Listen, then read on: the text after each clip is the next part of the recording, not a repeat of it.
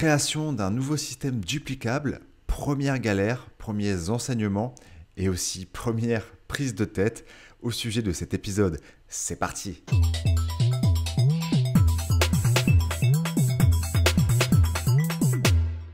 Et je te souhaite la bienvenue dans ce nouvel épisode du podcast La face cachée du MLM. Au sujet de cet épisode, on va parler duplication et je vais te partager mes premières galères avec la création d'un système duplicable pour les personnes qui rejoignent mon équipe. Je vais te raconter les phases par lesquelles je passe, qu'est-ce qui est compliqué, qu'est-ce que j'ai déjà compris, quels sont mes objectifs, dans l'objectif que si un jour tu as cette motivation de créer toi aussi un système duplicable pour ton équipe, que cela t'aide dans ce cheminement. Avant de rentrer dans le vif du sujet, n'oublie pas que si tu as une question, à la fin, tu sais, dans la description, donc en fonction de là où tu écoutes, parfois tu peux cliquer sur le lien directement, parfois il faudra faire copier-coller, c'est pas encore ultra optimal en fonction du temps où tu écoutes, tu peux me poser une question. Vraiment, tu cliques à la fin de la description et tu me poses une question. Et je mettrai ton vocal en début d'épisode et je traiterai une partie ou un épisode en entier dédié à cette question. Donc aujourd'hui, je vais te partager ça. Et pourquoi c'est intéressant? Pourquoi je suis en train de créer un nouveau système? Tu le sais, sauf si tu viens arriver de ce podcast, je t'ai partagé jusqu'à temps des nouvelles méthodes qui marchaient dans des équipes américaines. Et je suis en train d'amener ça dans mon équipe et sur le marché français en général. Mais il y a quelques éléments que je dois modifier. Et ce qui fait que je dois vraiment me casser la tête, c'est le cas de le dire, pour créer un système duplicable qui va être aussi adapté aux objectifs, à la personnalité des personnes. Et je n'ai pas, au sein de mon MLM, au sein de mes uplines, personne ne travaille comme ça. 99% des équipes MLM en France en tout cas, ne travaillent pas comme ça. Donc à un moment, il faut innover, il faut tester, il faut accepter qu'il faut créer quelque chose de nouveau, même si on peut s'inspirer avant. Et je voulais vraiment te partager les phases par lesquelles je passe, parce que si un jour, toi, tu fais ça, je pense que ce sera intéressant et ça t'aidera à aller plus vite que moi. Avant de rentrer dans le détail, je ne sais pas si un jour tu as déjà dû écrire un mémoire ou tu as déjà dû écrire une dissertation. Tu sais, au lycée en français, il y avait quoi par dissertation? Il y avait écriture d'invention et il y avait un autre chose, je ne sais plus si ça s'appelait un commentaire en français. Bref, en géo, en anglais, il y avait plein de matières comme ça. Et même dès le collège, hein. Je pense que dès le collège, il y a des choses comme ça. Tu sais, c'est des moments où tu arrives dans la classe au début et tu as un sujet. Tu as un sujet, par exemple, j'en sais rien, ça pourrait être un sujet d'histoire, la Seconde Guerre mondiale. Et au début, on nous enseigne qu'on doit faire un plan. On doit faire introduction, grand 1, petit a, grand 1, petit b, grand 2, petit a, grand 2, petit b, conclusion. Moi, je m'arrêtais à là. Si tu étais motivé, tu pouvais faire A, B, C, voire une troisième partie. Moi, non. Moi, j'allais au plus simple, entre guillemets. Pourquoi? Parce que cette phase-là, mais vraiment cette phase, une fois que je suis lancé, ça va, mais où je dois structurer toutes mes idées, où je dois faire des plans, où je dois me dire ça va là, ça ira là, ok, ça va là. Je ne sais pas si je suis bon ou mauvais, mais en tout cas, je n'aime pas ça. C'est quelque chose c'est assez anxiogène pour moi. Parce que je me mets vraiment la pression, je me dis, il faut que j'optimise tout maintenant, sinon tout le temps que je vais passer après, ce ne sera pas optimisé à 100%. Et donc, je me mets énormément de pression à ce moment-là. Je ne sais pas si toi, ça allait, cette phase-là, ou si toi, comme moi, tu avais vraiment du mal avec ça. J'ai toujours été mauvais avec ça. Je n'étais pas forcément mauvais au niveau de la note du résultat, mais j'étais mauvais au niveau de gérer mes émotions. Je pense que c'est le bon mot. Donc, j'étais mauvais au niveau de gérer mes émotions au moment de faire le plan. Une fois que j'étais lancé, j'avais le plan, ça va. Ok. Je te laisse imaginer l'état mental dans lequel j'étais quand j'ai dû écrire mon mémoire de Master 2 et même mes rapports de stage. C'était des gros rapports de stage, c'était même plus qu'un rapport de stage, je ne sais plus comment ça s'appelle.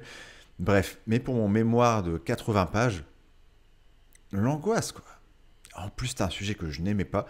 C'était l'optimisation de la production commerciale dans un groupe automobile, car j'avais fait mon stage de fin d'année en école de commerce dans un groupe automobile.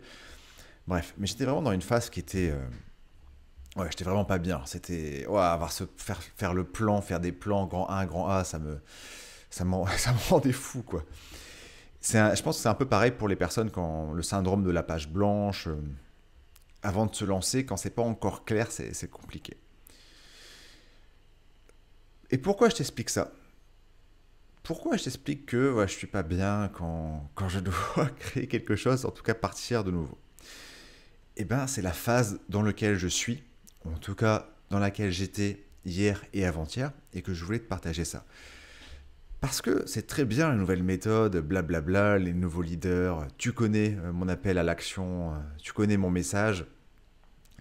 Mais qui dit nouvelle méthode, dit nouveau système à créer pour dupliquer aux personnes qui travailleront avec toi, aux personnes qui vont me rejoindre. Et moi, je l'ai compris, ce système. Mais maintenant, je dois créer quelque chose de... Mais tu vois, je l'ai compris en... Ok, j'ai suivi une formation très claire aux États-Unis.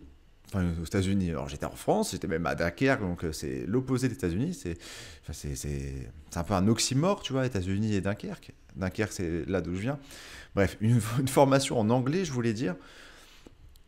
Et au fur et à mesure, j'ai pioché un peu à droite, à gauche, et j'ai testé des trucs. Et j'en suis arrivé à une formule qui apporte ses premiers résultats. Et ça, j'en suis très content. Mais maintenant, ces premiers résultats, donc les premiers parrainages, ça m'apporte un nouveau problème, entre guillemets, hein, problème de riche, de créer un système duplicable et clair et adapté à la personnalité. J'ai déjà fait des épisodes, je crois que celui d'avant, méthode adaptée à cette personnalité. Donc maintenant, j'ai dit ça, je dois créer quelque chose où chaque personne, en fonction de voilà, quel type de trafic elle veut avoir, quelque chose qui va être adapté à sa personnalité et quelque chose qui doit apporter aussi des résultats assez vite. Bref, donc c'est très bien un nouveau système, mais je dois avoir des nouvelles méthodes, pardon, mais je dois avoir un nouveau système duplicable. Et on en arrive à ce moment où tu es en DS, devoir surveiller, devoir sur table, je sais pas comment tu disais, où tu dois réfléchir au plan. Et moi, c'était vraiment lundi et mardi. J'ai dû respirer. Et je voulais t'expliquer un peu quels enseignements on pouvait tirer de ça. Déjà, il faut être clair avec tout ce que je te partage ici. C'est qu'il y a un moment, il va falloir que tu sois, ou que un de tes uplines, ou peut-être quelqu'un d'autre, ou alors que tu trouves dans une autre équipe, un marketeur ou un formateur. Quelqu'un qui comprend le marketing et quelqu'un qui expérimente et quelqu'un qui est prêt à créer un chemin. Quelqu'un qui est prêt à créer des formations logiques dans un ordre cohérent. Il faut qu'il y ait cette personne. Je pense que, en tout cas, tout le monde ne l'est pas à un moment. L'être humain peut le devenir, mais il doit passer par différentes étapes avant d'arriver à ce niveau. Enfin, à cette compétence plutôt. Ou au-delà de cette compétence, je précise, cette audace de passer à l'action et de créer un système, il faut qu'il y ait cette personne. Il faut passer par des phases pour le devenir. Ça, c'est clair et net. Donc voilà pour ça. Et donc hier et avant-hier, avec Raphaël, ma compagne avec qui je travaille, merci à elle. Elle m'aide aussi beaucoup on s'aide mutuellement sur tout ce projet. On travaille ensemble. On est arrivé à un plan. L'objectif de ça, c'est vraiment de cette formation, c'est d'avoir un aperçu de tout ce qui existe, sources de trafic, différentes méthodes, comment expérimenter, comment utiliser bien les funnels, comment attirer du monde dans un funnel, que faire une fois qu'on a recruté une personne, que faire une fois que tu reçois une candidature, comment closer, bref. Mais c'est vraiment d'avoir un aperçu de tout. Et en fonction, par exemple, si la personne préfère faire blog, YouTube, podcast, Facebook, prospection, hein, eh ben on va définir un plan d'action une fois qu'elle aura suivi ça. Donc ça, c'est clairement le premier objectif et c'est en ça où je pense que ça pourra s'adapter à toutes les personnalités. Donner un aperçu sans rentrer dans le détail. Parce que je sais très bien que tout le monde ne voudra pas faire par exemple un blog ou alors utiliser Facebook. Parce qu'il y a des gens qui vont travailler avec la pub ou Instagram.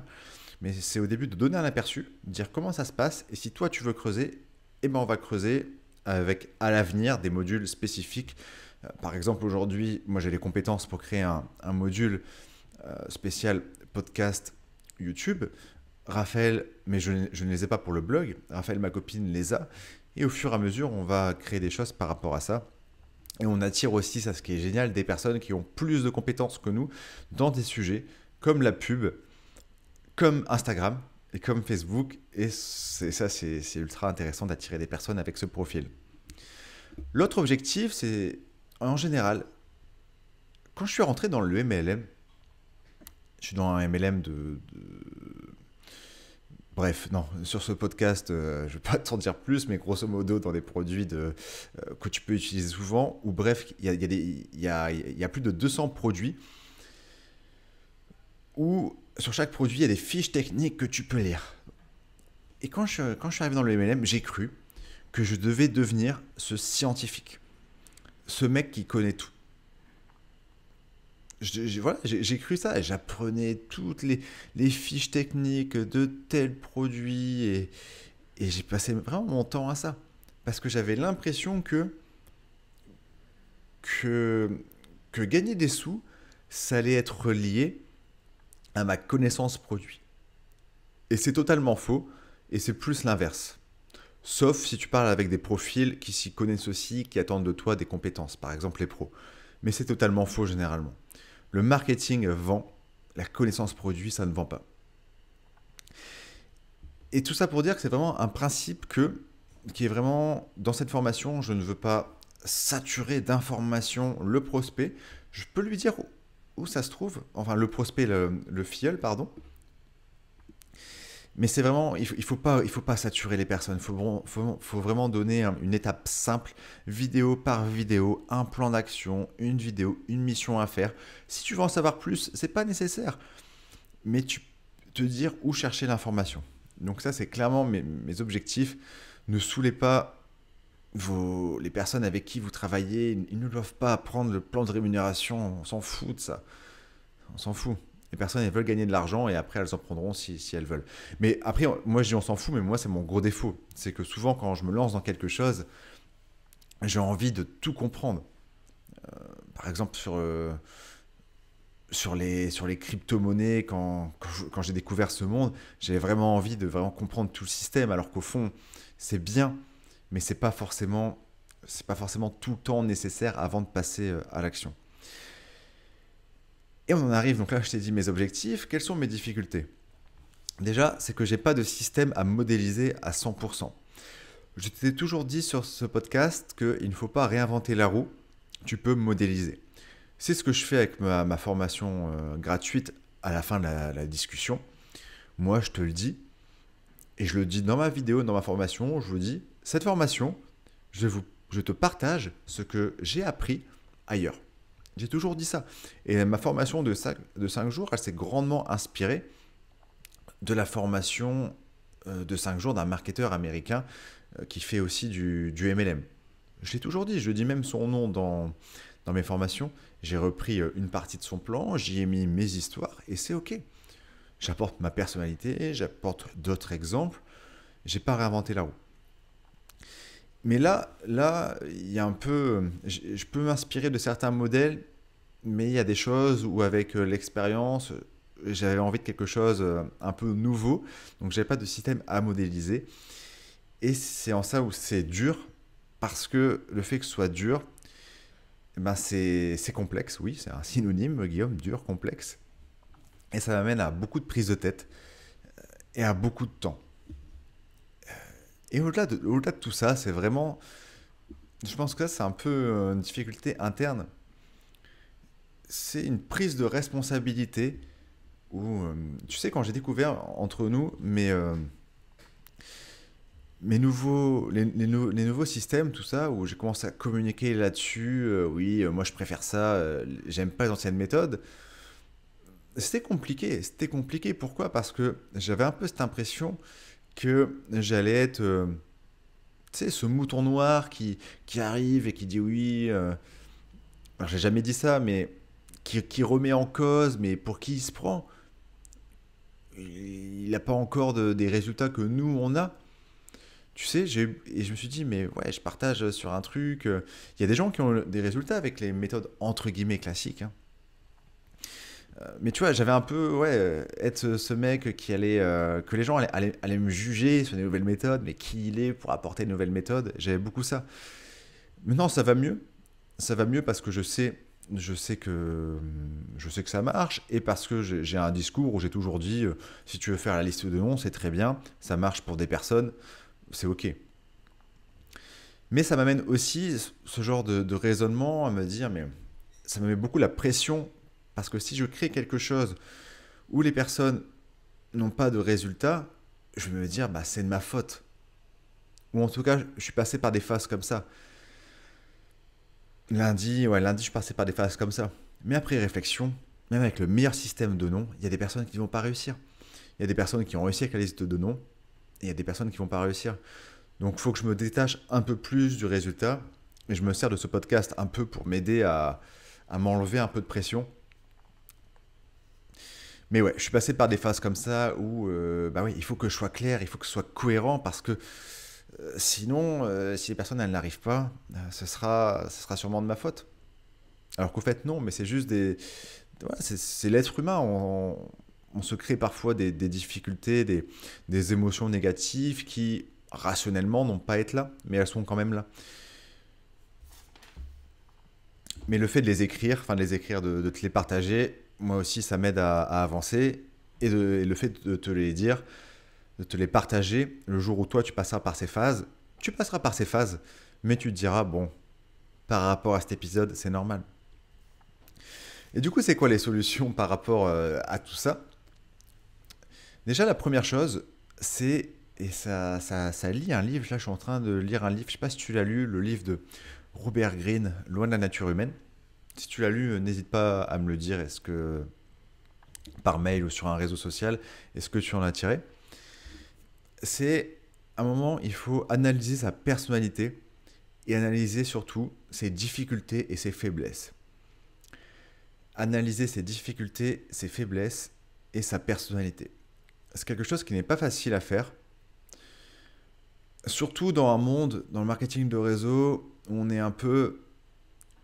Le développement personnel, c'est très bien, on peut devenir qui on veut, oui, mais non. Enfin, je comprends le message, mais il y a aussi des traits de personnalité qui parfois ne seront... on pourra pas les changer. À un certain niveau, hein, je n'aime pas dire c'est pas blanc ou noir, c'est gris, il y a plein de sujets. Bref. Mais tout ça, pourquoi je te raconte ça? Parce qu'à un moment, il faut conscientiser ses faiblesses et les écrire. Et le fait, moi j'ai écrit hier, bon, ok Guillaume, à ce moment-là, quand tu dois passer par des phases où tu dois faire un plan, donc là c'est un long plan, à 30 vidéos, 30 appels à l'action à la fin, 30 un chemin, faire des PDF, des choses comme ça, et ben mentalement, c'est pas la folie, c'est pas la joie. Et le fait d'écrire ça, j'accepte. J'accepte et c'est ok. Et le fait de passer par là, et ben la suite, quand j'ai dû créer les vidéos d'après, en tout cas le plan, voilà, je l'accepte, cette phase-là. Et je serai très fier une fois que le résultat sera sorti.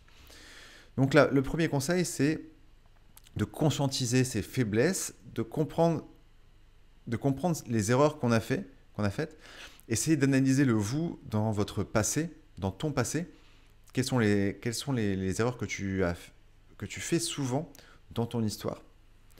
Et le fait d'écrire, de prendre conscience, ça va diminuer le fait que tu refasses ça, en tout cas que tu vas diminuer l'impact dans le futur de ces faiblesses. Est-ce que tu me suis? Et ça, c'est vraiment au cœur du livre Les lois de la nature humaine que je te conseille, qui est incroyable pour décrypter les personnalités et pour aider à avancer. L'autre solution, notre enseignement que j'ai tiré, c'est ne pas sur-optimiser tout de suite. C'est ok. Là, je vais faire des choses dans ces vidéos. On va me dire, bah Guillaume, c'était pas clair. Guillaume, j'ai pas compris. Guillaume, c'est pas logique cette vidéo-là, bah t'aurais dû la mettre avant. C'est bien. J'aurais du feedback, j'aurais du retour, et ça va être de l'amélioration continue. Mais l'inverse, suroptimiser, c'est l'ennemi de la productivité. Là, je te partage ça, mais si tu n'as pas encore eu des résultats avec des méthodes MLM Attraction, de création, enfin MLM Attraction, tous les épisodes que j'ai réalisés avant, tout ce que je te partage dans ma formation gratuite de 5 jours, ça sert à rien de te prendre la tête pour ça. Ok? Ça sert à rien de penser à ça tout de suite. Moi, j'ai commencé à penser à ça quand des personnes euh, ont voulu rejoindre mon équipe et ont voulu travailler surtout avec les nouvelles méthodes. L'autre chose, c'est que j'en ai tiré, ça c'est plus quelque chose. J'ai suivi beaucoup de formations payantes et gratuites. Et vraiment, moi, ce qui m'a toujours impacté, c'est quand il y a une histoire qui est liée à l'enseignement et quand il y a une action à faire à la fin, même petite, mais pour ancrer davantage mon expérience que j'ai eue avec la formation. Je ne sais pas si tu l'as remarqué, à chaque fois, au début des épisodes de podcast, je te partage une histoire.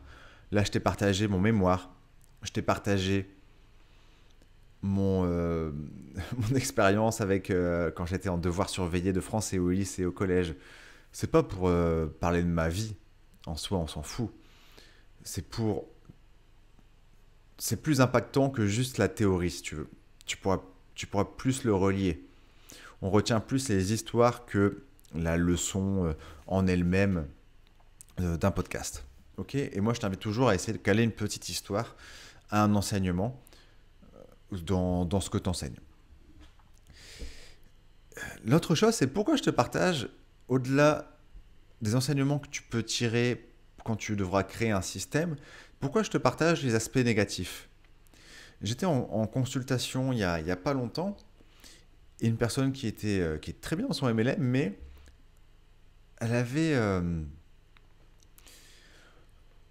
avait, on lui avait dit, on lui avait un peu raconté des fausses promesses comme quoi elle allait plus ou moins facilement, et c'était plus ou moins sûr, qu'elle allait obtenir des résultats financiers. Et ce n'était pas le cas. Malgré ça, elle reste dans son MLM parce que, voilà, principe de cohérence, on commence à aimer les produits, on rentre dedans. Mais moi, je suis contre ça. Je suis contre les fausses promesses. Je suis contre le fait de dire que tout est rose. Et sur ce podcast, c'est ce que je fais. Voilà, je te partage les phases même négatives les phases négatives que je traverse. Et il y aura des cailloux sur le chemin. Tout n'est pas rose. Et dès qu'il y a un caillou, passe du temps à résoudre à enlever ce caillou de ce chemin. Bim, t'enlèves un caillou, hop, t'avances, tu marches quelques mètres, quelques kilomètres, il y a un autre caillou. Et là, tu te dis, bah, comment je vais pouvoir enlever ce caillou? Ok? Et moi, je t'invite vraiment à faire ça. C'est ça qui va inspirer les personnes. C'est pas dire avec tes gros sabots. Enfin, si, ça marche, hein, mais sauf, c'est pas arriver avec tes gros sabots et tout le temps dire oui, je gagne 10 000 euros par mois, sans raconter les phases par lesquelles tu es passé. Et surtout, le fait de partager ton chemin et de documenter ton aventure au moment où tu ne gagnes pas encore, où tu ne gagnes pas d'argent, c'est ça qui va inspirer les gens sur le long terme. Parce que crois-moi qu'entre la personne qui commence à documenter son aventure le jour où elle gagne beaucoup d'argent et la personne qui gagne beaucoup d'argent mais qui a commencé à documenter son aventure dès le début, il n'y a pas photo en termes de résultats. Et ça, j'ai eu plein de témoignages comme ça, ou de témoignages, je me suis beaucoup renseigné sur ces sujets, ça c'est clair et net. Donc voilà pour ça, donc là je t'ai partagé un peu où j'en étais. Après, rendez-vous dans quelques semaines, dans quelques mois, quelques années aussi. Je te tiendrai au courant de l'évolution de ce système. Qu'est-ce qui a marché, qu'est-ce qui n'a pas marché, qu'est-ce que les gens ont aimé, qu'est-ce qu'ils n'ont pas aimé. Dans la dernière partie de cette vidéo, tu commences à connaître depuis quelques épisodes, je fais ça, c'est la ringomandation. Donc mélange de recommandations et de mon nom de famille Ringo. Oui, je me pourris, je sais. La ringomandation du jour, c'est, je ne sais pas si tu connais Antoine BM, c'est un marketeur français. Et en ce moment, sa chaîne YouTube, il fait un format un peu original, assez cool. Il fait des vlogs, là où il est au Costa Rica actuellement. Et j'écoutais ça. Et petit aparté, hein, moi je te conseille au quotidien, voilà, dès que tu as un moment d'écouter un podcast de quelqu'un, un podcast ou une vidéo YouTube, et ça nourrit. Moi au quotidien, franchement, j'écoute tout le temps au moins 1 heure de podcast, je pense, vaisselle, douche, une vidéo YouTube. Alors le midi, c'est vidéo YouTube divertissement pur, style Pierre Cross. Et parfois, quand je fais une pause, l'après-midi, ça va être soit je marche, ou soit ça va être une vidéo YouTube, enfin, comment dire, enfin, pas intéressante, c'est pas forcément le bon mot, mais qui m'aide à bien nourrir mon mindset. Ok. Bref. Et là, il y avait une réflexion de Antoine BM. Ils sont au Costa Rica ils parlent avec un ami. Ils sont au Costa Rica dans un cadre idyllique, c'est super. Des cocotiers, la mer, les couleurs sont incroyables, la plage est belle, ils boivent une bière, tranquille. Et là, ils expliquent un peu. Enfin, Antoine dit une phrase, il dit: les paradis restent des paradis, les paradis restent des paradis jusqu'au moment où tu t'y installes. Les paradis restent des paradis jusqu'au moment où tu t'y installes. Les paradis, c'est quoi? C'est les endroits paradisiaques. La plage, je sais pas, Tahiti. Tu sais, on a tous un peu ce rêve de l'endroit où on voudrait vivre. Par exemple, une île, je sais pas, une île paradisiaque, Costa Rica. Enfin, non, c'est pas vraiment une île, mais tu me comprends. Plus le cadre paradisiaque. Coconut, mojito, pina colada, transat, plage. Et on fantasme sur ça, en fait. Et c'est très bien. Mais en fait, la leçon de ça, et pourquoi ça reste un paradis jusqu'au moment où tu t'y installes, c'est que la leçon de ça, c'est que l'être humain est un être qui va toujours voir l'herbe plus verte ailleurs, ou du moins qui va tout le temps vouloir être en expansion. Et il va toujours envisager qu'il y a d'autres alternatives qui sont possibles. Et un exemple qui est frappant, c'est: est-ce que tu vois l'excitation que tu as avant de partir en voyage? Allez, ça y est, c'est tes vacances. Imagine-toi, c'est tes vacances de l'année. Tu vas prendre l'avion dans 2 jours, dans un continent que tu n'as jamais vu, en Asie par exemple. Tu vas passer 2, 3 semaines.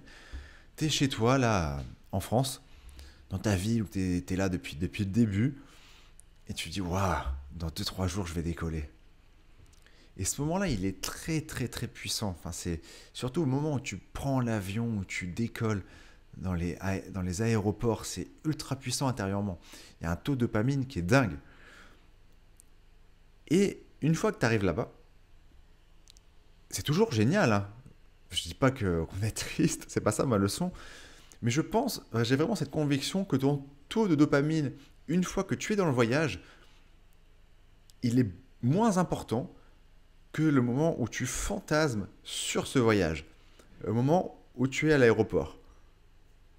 Est-ce que tu me suis? Est-ce que tu es d'accord?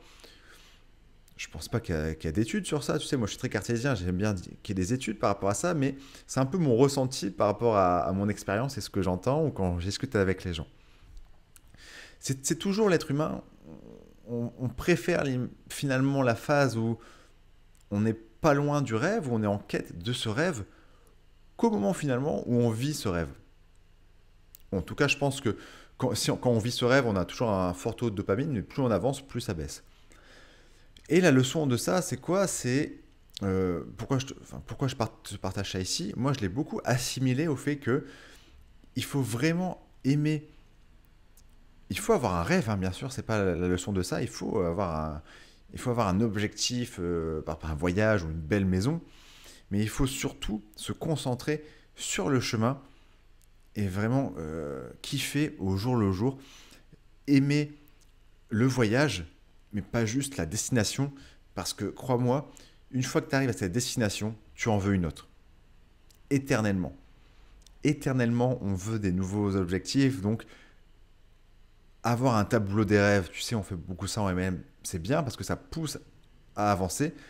Mais surtout, il faut, et je dirais même plus, il faut se concentrer sur aimer au quotidien, tu vois, pour avancer. Donc voilà, j'ai relié un peu cette discussion d'Antoine BM sur le Costa Rica et sur les paradis, restent des paradis jusqu'au moment où tu t'y installes. Ça m'a beaucoup marqué. Je suis curieux d'avoir ton retour sur ça. N'hésite pas, je l'ai dit en début d'épisode, à la fin de description, pardon, tu peux cliquer sur un lien pour me laisser un message vocal.